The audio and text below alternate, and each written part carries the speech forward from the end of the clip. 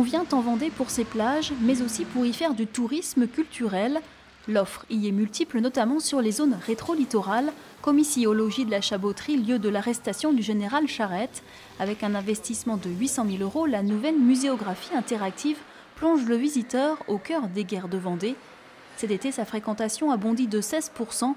Plus globalement, les sites culturels, propriétés du département, ont accueilli 220 000 visiteurs.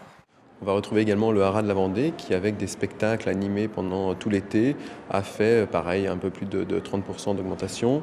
Et puis on va retrouver ensuite le château de Tiffauges qui est un lieu familial avec beaucoup d'activités proposées aux familles et qui retrouve cette idée d'avoir des sites animés sur l'ensemble des sites, ce qui fait un petit peu la spécificité des sites du département. Dans les années 90, le département de la Vendée a acquis et rénové 7 sites pour y mettre en scène son histoire et son patrimoine. Aujourd'hui, la culture pèse 12 millions € dans le budget annuel du conseil départemental.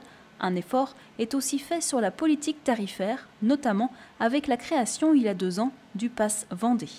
La volonté aussi du département, c'est qu'on puisse accéder à ces différents sites dans des conditions économiques basses.